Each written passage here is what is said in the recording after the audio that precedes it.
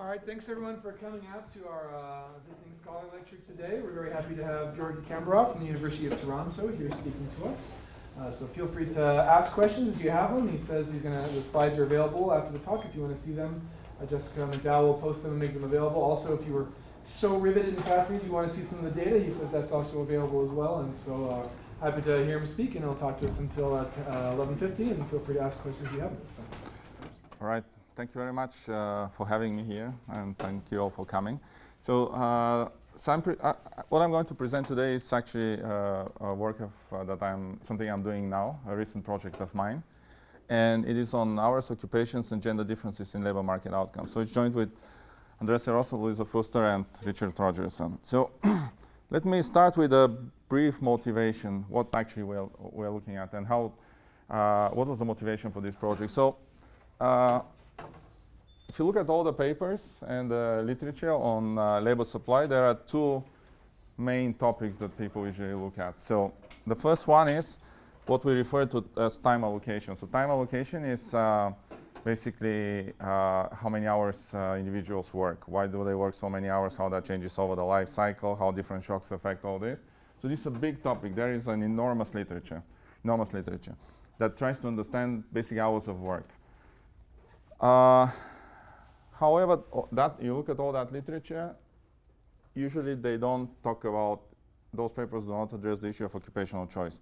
In other words, which occupation you're going to work in, what kind of profession you will choose. So kind of the literature on labor supply only is interested in hours of work. And I have several papers here that deal with labor supply. Then there's a second strand of literature, part of the labor supply, that's called occupational choice, that only looks at these other types of questions. What kind of occupation individuals choose to work in? Why do they choose in that occupation? How do they switch over the life cycle? All questions related to occupational choice. However, again, there is a large literature here as well. But all that literature, when they look at occupational choice, they don't actually say anything about hours worked, about labor supply. So it looks like you have these two strands of papers, literatures that look at two different things, but they're completely in isolation. I have a question? Oh, sorry. Okay, so what we're going to argue in this paper is that, okay, people study them in isolation, but they're actually quite related to each other. And I'll provide some evidence that will suggest that when you choose a particular occupation, in some sense, that's also related with what kind of hours you're choosing to work, both in a particular year, or if you think in a life cycle context over your lifetime. But these two decisions are not completely independent of each other. One is related to the other. And I'll provide evidence for that. And then, because of that evidence, I'll argue that there's a lot for us to learn if we have a framework that considers these decisions jointly. The decision, which occupation you want to work in, the occupational choice, and the decision how many hours you're going to work there. So these decisions are joint. It's a joint decision, and we will need a framework that considers them jointly. There's a lot to learn from that. And there's for instance, just one example why that could be useful is that turns out that when we look at gender differences in labor market outcomes, a framework like this can give us some insights as to why there are gender differences between men and women in terms of hours worked, hourly wages, and what types of occupations you choose to work in. So basically, that's the motivation for this paper. These two different types of strands of literature, they basically have developed quite independently, but we think that if you put them together, there's a lot to learn from that. So I'll briefly, before I move to describe in more detail the data and a lot of the facts that we find interesting, here I'll just present you with the motivating fact, why you could think that the two could be related. Where you choose to work and how many hours you're going to work there. So consider a 3-digit occupation. So that's the unit of observation. So 3-digit occupation is quite detailed. So it could be a physician, financial manager, hairdresser, welder and cutter. These are just some examples of 3-digit occupations. So it's a very detailed classification. And let's compute two statistics. And those statistics are about hours worked in those occupations. So, and they try to measure on average how much individuals work, how many hours, and what's the dispersion around that mean in that occupation. Some idea of mean and dispersion in terms of hours worked. So and in particular, to be precise, those two measures are, you compute the mean annual hours in the occupation, so you report the log of that, and you compute the standard deviation of log annual hours in that occupation. So this is what you find. So let me explain what I have on this graph. So again, I'll be a little bit more precise in a few slides, but for now, think of a dot as an occupation. So a dot here is an occupation, okay? And what this dot, say physician, what this dot tells me is that mean hours worked. I have mean hours worked on the vertical axis in logs. So in this occupation, it's 7.25. And this is the dispersion. What's the dispersion in hours worked?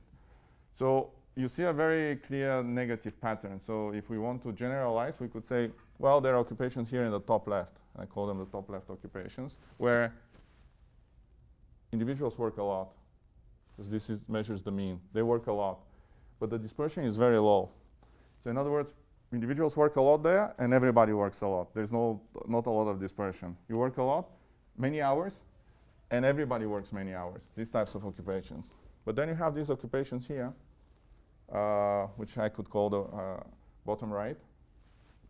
Well, there, on average, individuals work less, and the dispersion is high, meaning that on average, individuals work less, but some workers do work many hours. The dispersion is pretty high, as much as those that work in, as much as those in the top left, perhaps.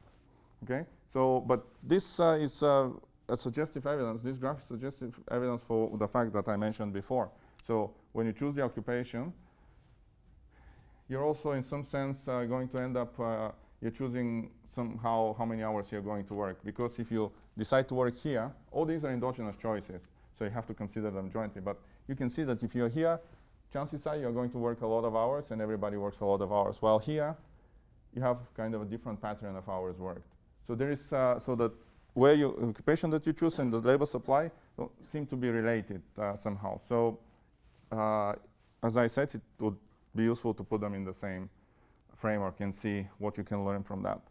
Okay, so just to mention something.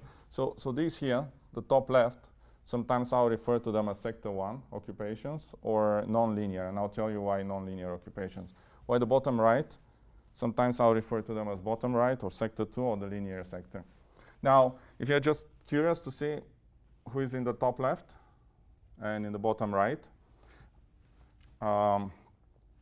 well, there is a bit of, perhaps you would expect that, so if I think of the high mean, low dispersion occupations, the top left, so managers and supervisors would be there. Professionals would be, and engineers would be there. So high skill occupations are there, but there's no clear cut separation between high and low skill occupation, depending on top left and bottom right, because we have some low skill occupations, relatively low skill there as well in the top left. For instance, machine operators, technicians, mechanics. And the bottom right, again, you have some machine operators, technicians, some professionals, and teachers, sales workers, waiters, janitors turn out to be in the bottom right. The low mean but high dispersion hours occupations. So another thing, I'm kind of here already separating them into two groups, but you can see it's fairly continuous, the relationship. Now I separate them into two groups because then when I move to the model, this will be a model of actually two occupations. I mean, you can do a model of more occupations, but things become more complicated. So for now, because this is the first look at the data, we look at two occupations.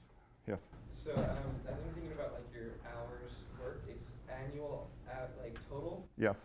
Okay, because I'm just thinking of some occupations in there are more seasonal, like yes. some versions of accountants yes. are much more seasonal.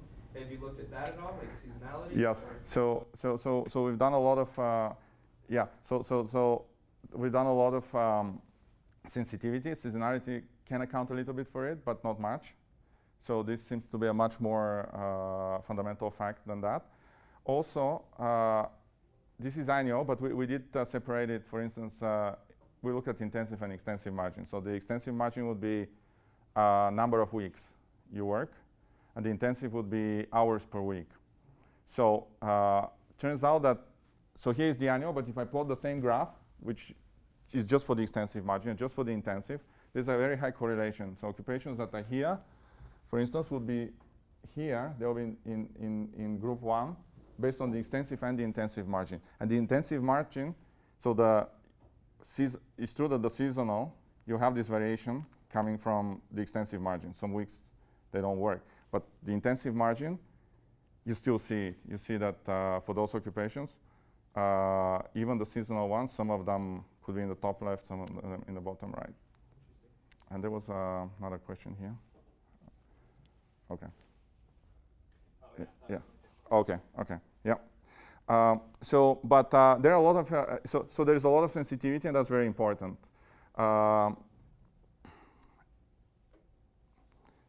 Yes. Okay, so let me actually describe the data. So this is in greater detail. I'll tell you what the data is and what precisely we can do with this data. So we use the CPS, the current population survey, from 76 to 2015. So we've done different time periods, but once I get to the model, we'll have a benchmark period, and the benchmark period would be between 86 and 95. We could have done any other period, so there's nothing specific about this one. Now, in the paper and in some of the appendix slides, we actually talk about how these patterns change over time, but I don't have too much time here to go over that. But if one thing I want you to remember from that is that these patterns are fairly persistent over time. By that I mean the following. If an occupation is in the top left in late 70s, it is in the top left in the late 80s, it's in the top left now, 2010. And if it's in the bottom right, that occupation stays in the bottom right over this period of time. So there's something which suggests to us there's something fundamental about occupations, that in terms of hours worked, in this space, mean and dispersion, they tend to stay in the same spot over time. They don't move a lot around. Okay, now what changes is the fraction of people working in those occupations, and that I'll show. No, actually, I'm not going to show it today, but it's in the paper and it's in some of the appendix slides. The fraction, especially in terms of women, the fraction of women over time that work in different occupations has changed. Okay. Okay. So, we're using 3-digit occupations. We restrict the age to be between 16 and 64. Sometimes later on I'll restrict it a bit further because I'm going to look at married couples. Okay, in principle we have analysis that we do for these 4 10-year periods, but not today, not for the presentation today. We have some restrictions on to have at least certain number of observations in an occupation to consider it. And we use the codes occupational codes change over time. We make them consistent over time. There's a procedure described by Otto and Dorn that helps us do that. Okay, so here are 5 main facts that I want to that we document. And after I mention them, I'll go over each one of them in greater detail. Just to preview, so the facts relate to 2 things. First is general facts for the whole population, including men and women. And the second set of facts is how men and women, men relative to women in a certain occupation. Because the paper basically has, again, 2 main points. The first one is we try to understand this sorting that I mentioned in the very beginning, that some individuals sort in some occupations and work certain number of hours, others sort in other occupations, work different number of hours. That's one.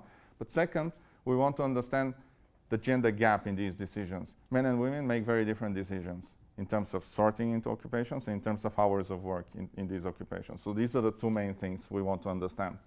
So, and these facts relate to basically these two issues.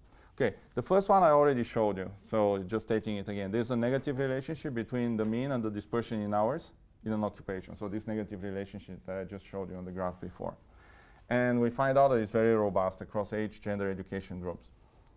The second is a fact about men relative to women. So fraction of men relative to women is high in the top left occupation. So you have relatively, when we look at men, the fraction of them working in the top left occupation is higher than the fraction of women working in the top left occupation. So men are more likely to sort there than women. Women work less hours than men. So then you look occupation by occupation. You'll see in almost all occupations, with a very few exceptions, men work more hours than women in occupation by occupation. Okay? Hourly wages decline as we move from the top left to the bottom right occupation. So this is a general statement. So hourly wages are higher in the top left, the high hours worked occupations, than in the bottom right, the lower hours worked occupations. And the last one is, again, men relative to women. So hourly wages for women, occupation by occupation, are lower than the hourly wages for men. So let me show you some graphs to back up these findings. So the first one, this one you saw, but here it's a bit more precise in the sense that here I'm showing you, I didn't really explain the previous graph, had a lot more periods, had men and women together. Here is very precise. Men in this period, 86 to 95, because that's our benchmark period, and the model would be parameterized for that benchmark period. And the same graph that I showed before. Mean hours worked, the dispersion in hours in occupation, and each dot is an occupation. So again, you see this negative relationship between mean hours worked and the dispersion. Okay, this is just to show that if you're interested, this is for men, this is for women. You see that negative relationship as well. As I said, it's robust. So you break the sample into different age, different gender, different education groups. You still get this negative relationship. So in some sense, what you see in the cross-section is not entirely driven by the fact that people of certain age sort into certain occupations. Okay? And it's robust over time. But yeah, this is in the appendix slides. If you're interested, you could look at them. Yes? Just a question about the left axis. Is that saying over the course of a year, this is how many hours on average they work per day? No, sorry. Sorry. So this is in logs. So this would be annual hours. So 7.5 would be around 2,000 and something hours annual. Okay? So it would say that, yeah, over the course of a year, those that worked in that occupation, they worked, let's say in this occupation here, they work that many hours on average. So it would be 2,000. So we have it also in absolute levels, but we did it in logs because it makes it easy to compare. Because, so for instance, you can say if you take, let's say, this occupation, say 7.7, and compare it to occupation here, 7.5, you know, the difference is 20% roughly in terms of hours worked annual, if we want to kind of get some sense of them. Okay, now the second fact. So again, the easiest way to see the fact is with a figure. So let me explain what I have on the figure. So the second fact is about hours worked. Hours worked of men and women in an occupation. So what we've done here, I've sorted all the occupations that I have, 300 and something. I've sorted them. But the way I sorted them is based on the blue line. And the blue line is what's the log of the mean annual hours worked. So I start with the occupation where men work the most. The mean of hours worked for men is the highest. And I keep going to the occupations where men work the least. Annual hours, mean annual hours for men in those occupations are the lowest. So I've sorted them like that, more than 300 occupations. So that's the blue dots. The red dots the red dots represent hours of work for women in that occupation. For instance, I see how much men work in this occupation. The red dot would be mean annual hours in logs worked for women in that occupation. So what you can see here is that occupation by occupation, so I take for instance occupation 200, occupation by occupation, women work less than men. So in every single occupation, hours of work are lower for women, with a few exceptions here. You see a few dots are above, but predominantly the pattern is that women work less. This is in terms of mean hours. If you want to rank them based on the horizontal axis, which was the dispersion, this is here, but kind of a similar pattern. Occupation by occupation, the dispersion in hours work for women is higher than the dispersion of hours of work for men. Okay? So there are clearly gender differences. Now, The other difference, gender difference, is that men and women sort very differently across occupations. Again, in this space, men and women sort very differently. And one way to show this is with a complementary cumulative distribution function that basically tells you what fraction of say men, if you look at men, work in occupations where some parameter, for instance, mean hours worked, is bigger than some number. Okay? And here is what you get. So let me explain it based on the mean annual hours worked. So let's take the blue line, that is men. So what this plots is, again, the complementary cumulative distribution function. Basically, if you look at 7.5 here, this dot would tell you what fraction of men work in an occupation where mean annual hours worked in logs is bigger than 7.5. Okay? So you get something like 75%. Okay? But you see that the red line, which is for women, is below the blue line, meaning that, again, let's take 7.5, meaning that you have a lot less women, around 50%, working in occupations where mean annual hours of work are bigger than 7.5. Okay? So this suggests that if you compare men and women, women are much less likely to work in occupations where mean hours of work are high. Because you see a lot more men work in occupations with mean annual hours of more than 7.5, and the fraction of women working there is a lot lower. Okay? Now this graph, I don't have it for this presentation, but because it's not related to the model. But if you look over time, this is what has been changing. Over time, for instance, one of the big changes is that more and more women allocate towards occupations with higher mean hours of work. Okay? So this graph is shifting and is getting closer to the blue line over time. But today I don't have much to say about it because I'm going to look at once through the eyes of the model that I will construct in a second. I'm going to look only at one benchmark period, 86-95. Okay? Okay? And this is the last fact that we document. So first of all, we just look at men. And this fact, these are actually two facts. On the left graph, I want to relate the finding that in the top left occupations where mean hours of work are higher, hourly wages are higher on average. So to do that, we look only at men and we sort them. So here we sort the occupations, again 330, but now they are sorted inversely based on mean annual hours work. So in other words, here I have the occupations with the highest mean hours of work for men, and I go all the way to the occupations with the lowest mean hours of work for men. And here I plot the hourly wage for men. And you see that the pattern is usually, on average, there's some variation, but on average is downward sloping. So you have men. So if you look at the top left, what I called before the top left occupations, hourly wages are a bit higher than the hourly wages in the bottom right occupations. Okay? Now this graph here is about hourly wages, but comparing men and women. So on the horizontal axis, I have hourly wages for men. So again, the blue line sorts occupations. So here I have occupations again, 330. So the blue line starts with the occupation where hourly wages are the highest for men and goes all the way to the occupations where men have the lowest hourly wage. The red lines are the hourly wages for women in those occupations. And you can see that everywhere, almost, except a couple of points here, everywhere, the hourly wages of women are lower than the hourly wages for men. Yes? Has this pattern changed at all in the more recent time periods? Yes. So, okay.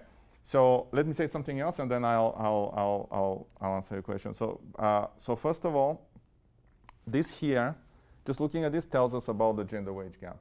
So let's call that the within gender wage gap. So occupation by occupation, we see that women earn less than men less than men.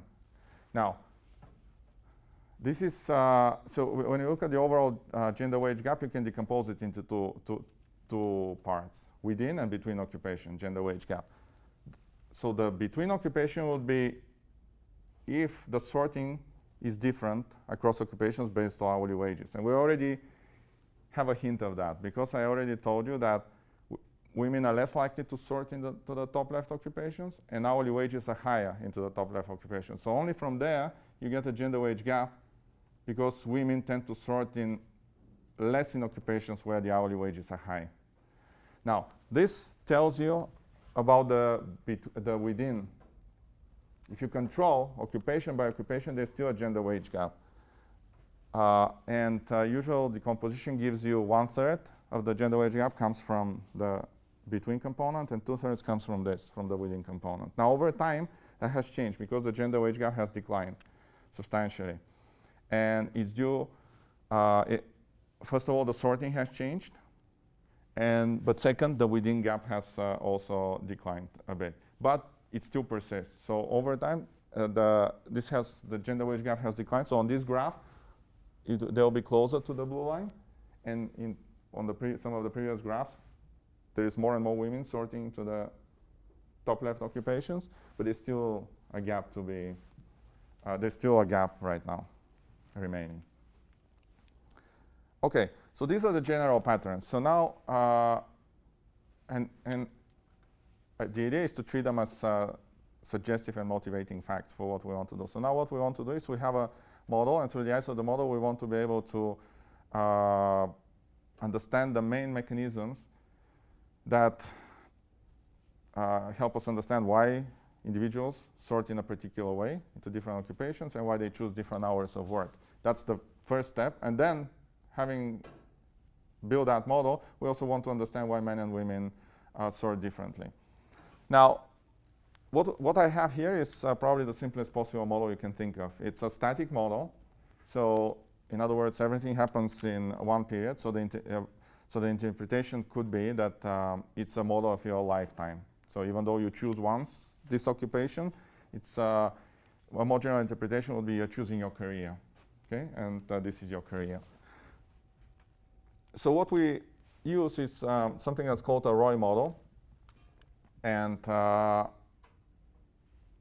by moving from the data to the model part, we simplify things by modeling only two occupations. So what I basically call the top left and bottom right. So we try to summarize data in that way. Okay. So then a standard. So then any model that tries to understand sorting, how individuals sort across different sectors. Basically, one way to do it is say, well, they have different abilities. Some individuals have a comparative advantage in working in one sector. Others have a comparative advantage working in different sectors. So that's how you can get, say, occupational choice decisions. But we also want the second feature. We want to have different hours of work decisions. So because of that, we have to extend this model. So we have what we call a time allocation decision. How do we make that relevant? Well, individuals value leisure in our framework. So you can do it like that, or you could alternatively say they have a disutility of work, right? So, but this is one way, you value leisure. So that already makes the hours of work decision very important. And we make them different. Some people value leisure more than others, okay? So in terms of what we built on the Roy model are these features. And another feature is that we will, now I have two sectors, sector 1 and sector 2, top left and bottom right. They'll differ in a particular way, which is something that's motivated again from empirical evidence. But this is how it's introduced into the model. We have what I consider a nonlinear production technology in one of the sectors. So the top left, the production technology will be nonlinear. But I'll explain this in a second because I have a slide about that. Okay, so I'll get back to this when I get there. So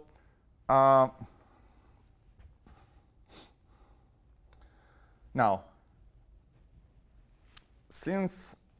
so at this point we could have proceeded in two different ways. So we could have had men, we could have had women, and we could have considered them completely separately. They make decisions and they decide into which sectors they want to sort and how much to work.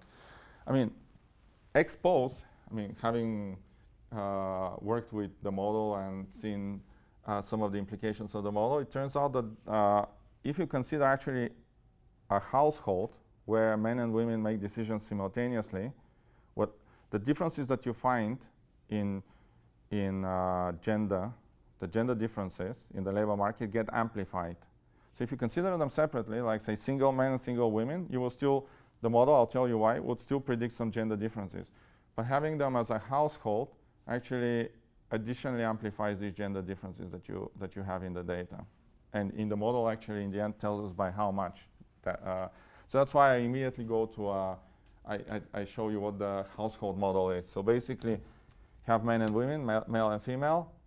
These are their utility functions. They care about consumption and they care about leisure. So basically, and they make decisions together collectively. They don't bargain, they don't quarrel. They make decisions that maximize basically their joint utility of the household. So a couple of things now here is really important. Okay, so they care about consumption. This is market hours worked, H. But T is something that we call a time endowment. And the approach here that we'll take is, in this paper, will be the following. Men and women are exactly the same in all dimensions, except this. The time endowment is lower for women than for men. So what do we mean by time endowment? By that we mean the time available for leisure plus market work. So the rest is home production. Okay? So the time endowment for us is how much time you have available for leisure plus market work. And we assume that that is lower for women than for men. This comes from time use surveys in the US that find that the time endowment for women is around 10 hours per week less than for men. Okay? So we take that number. And there are different ways, and we've done actually the analysis in a lot of different ways, but this is one way to convey what we want to say. So basically, the way the model will work will be, if the only difference between men and women is in the time endowment, and they are exactly the same in all other dimensions, what are the implications for their labor market histories and labor market dynamics? And we're going to find that you can account for a lot of the facts I just mentioned. Not 100%, but you're going to account for a lot of the sorting, differential sorting across occupations and different hours of work for men and women. Okay?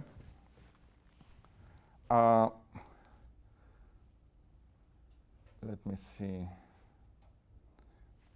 Okay, very briefly. So theta will be the phi would be the taste for leisure. A1 and A2 is how good you are if you work in sector 1. So it's just Q in sector 1 and in sector 2. And therefore, each household would be what we call sextuple. So for each spouse, how good you're in sector 1, sector 2, and what's your taste for leisure. Okay, so very briefly about the technology. So the two sectors, so you can choose sector 1 or sector 2, the nonlinear or the linear sector, but the technology is different. What do we mean by that? So actually, I want you to look at this here, at this expression. So H is hours of work, A is how good you are.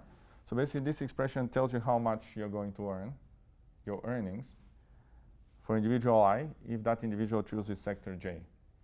Well, that would be how good individual I is in sector J, the ability for that individual, times how many hours you work.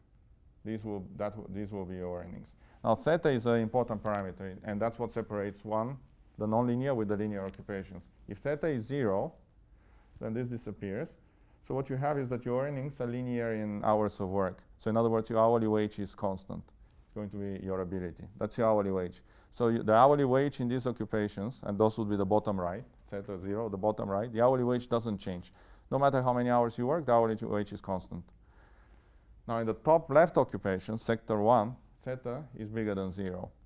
That means that now your earnings increase, depends on your ability, but the more you work, the faster they increase. They're like a strictly convex function. The more you work, the faster your earnings increase, which means that your hourly wages increase. As you work longer, your hourly wages will be increasing. So that's the main differences between these two sectors. Now, again, there is here evidence that supports that difference and the effect of hours of work on wages. But there are two things to think about. So usually you can think in a static effect. The more you work in a particular period in time, your hourly wage could be higher because of that in the nonlinear sector.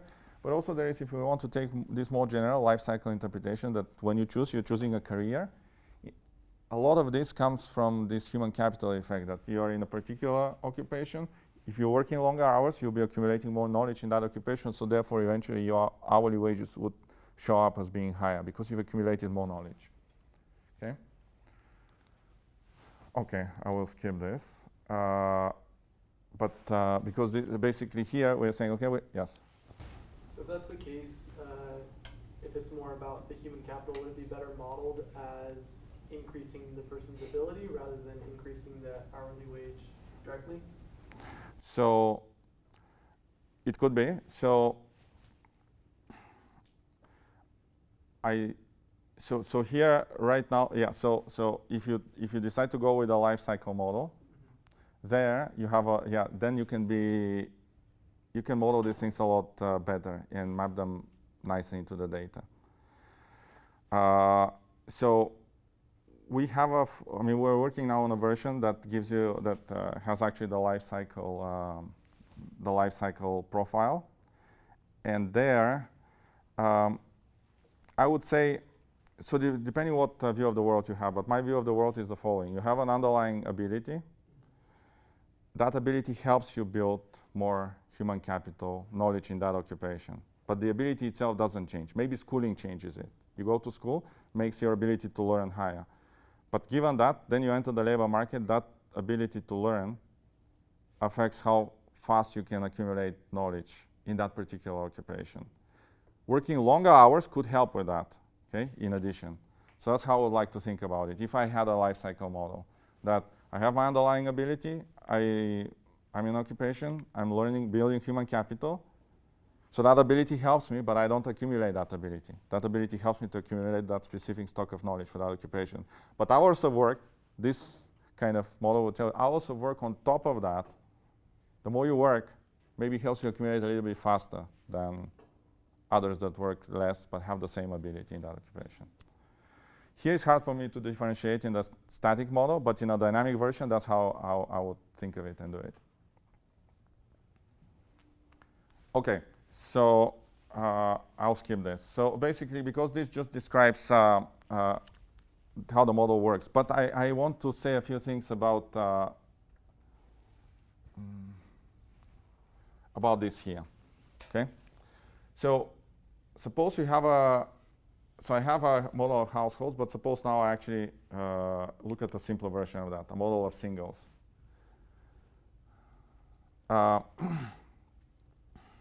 Okay, I don't think I'll have time for that, so I'm going to skip it. I'll just tell you the following, that there are two decisions that you can make. So on this slide, the decision is first, suppose you're already in a certain occupation, and this is now just the decision of one single individual that doesn't live in a household, one single individual. The first decision is you chose your occupation, how much are you going to work?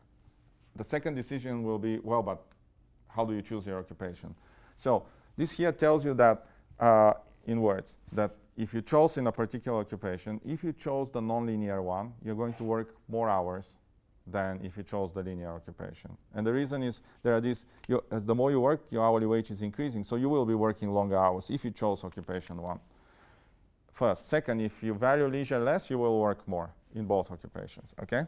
So that is intuitive. But then, how do you choose where you go?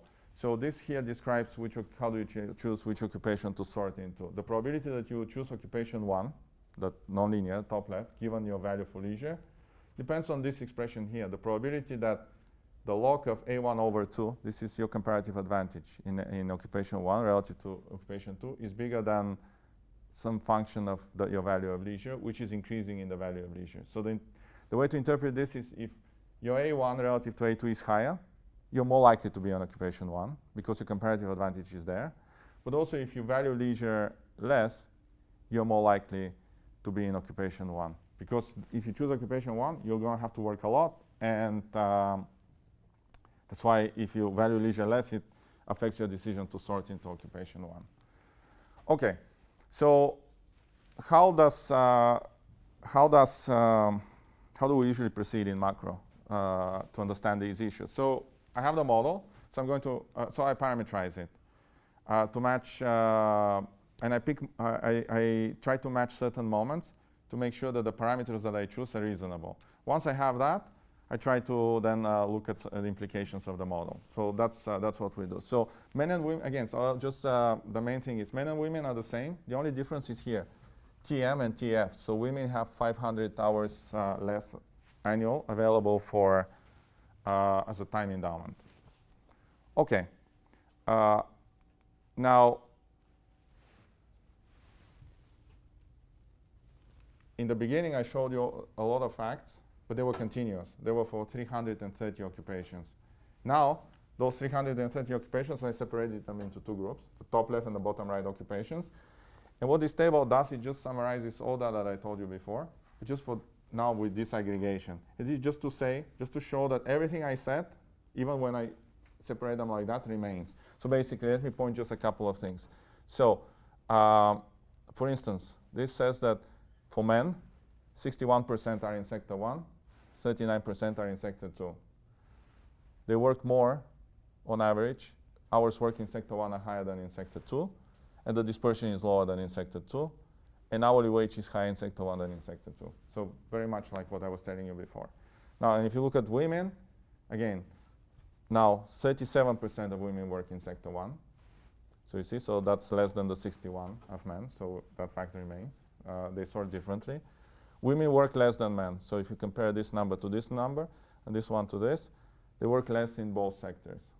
Something that I showed you as well for the continuous measure of occupations. The dispersion for women in hours of work is higher in both sectors. And women, hourly wages are lower for women in both sectors. You see that that's for men in sector 1, for women in sector 1. For men in sector 2, women in sector 2. So you see that the gender wage gap is in both sectors.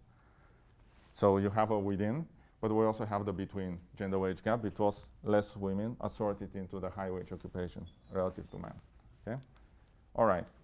So now I'll skip this. So how we parameterize the model. I'll move straight to discussing some of the results. Okay, so several results. So first of all, I want to know whether this is a model in which individuals sort across occupations and then decide certain number of hours of work, whether that's anything like what we see in the data. Okay, so let's look at men. So this is how, again in logs, how much men work in sector 1. This is how much they work in sector 2. I mean hours, that's the data and this is the model. So you see that we do get that men work less hours in sector 2. So, and also that the dispersion, so this is the dispersion of hours of work in the data for men in sector 1 and in sector 2, and this is in the model. So you say that things, even quantitatively, go in the right direction. Now, why do we get that? I mean, this is due to the actual mechanism, but when I had the simple model, but I kind of skipped it. There is that mechanism very well. But the bottom line is this, that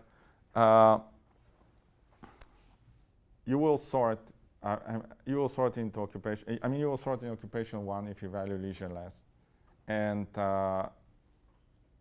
you will work more hours. So first of all, individuals that value leisure less sort into occupation 1. And there was another result that conditional on your value of leisure, if you sort into occupation 1, you will work more than in occupation 2. And that basically gives you this result. Now here, this one, that occupational choice, that 61% of men sort into sector 1 is by construction. I actually I pick one of the parameters in the model to get this number. Okay, but the conclusion from the first part is that individuals in the model sort very much like they do in the data. Okay?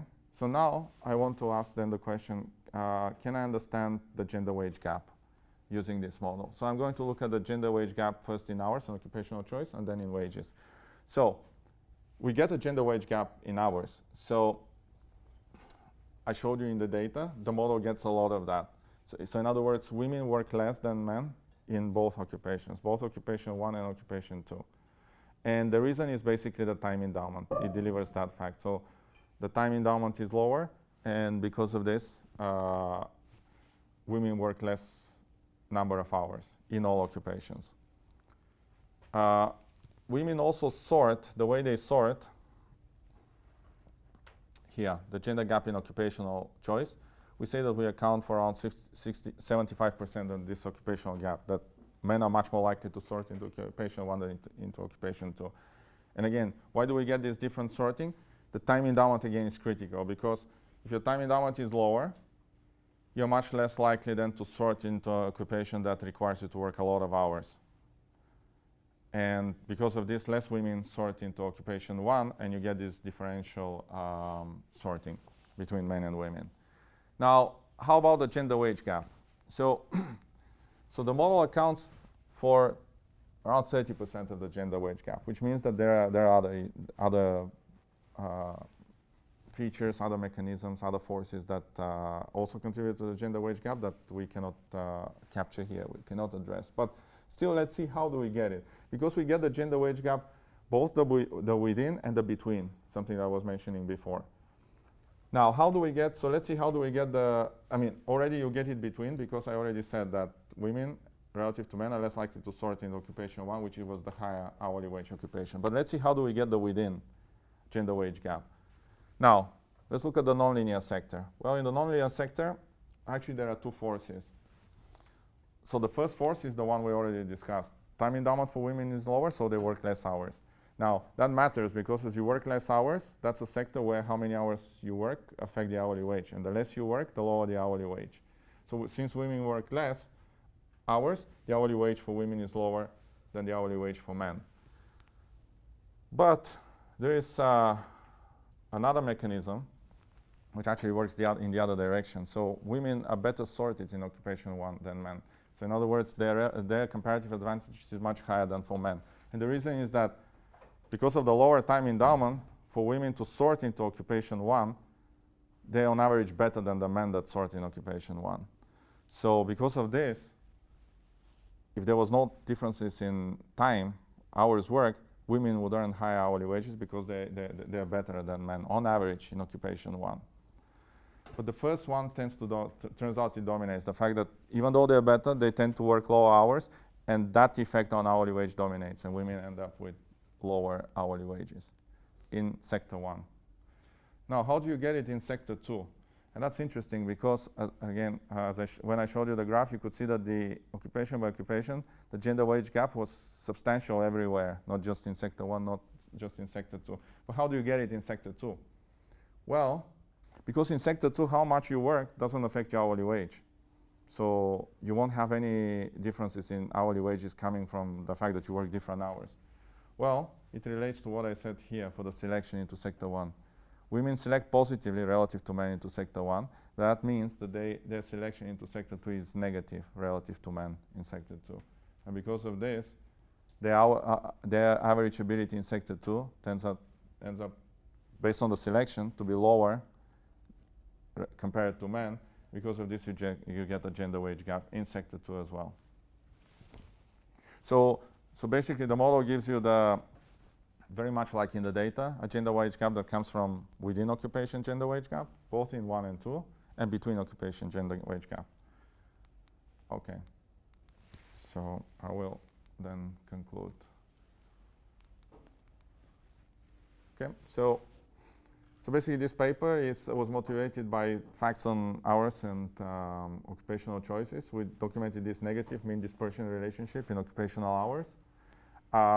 We show that hours in occupation, they're lower for women, and the dispersion is higher relative to men.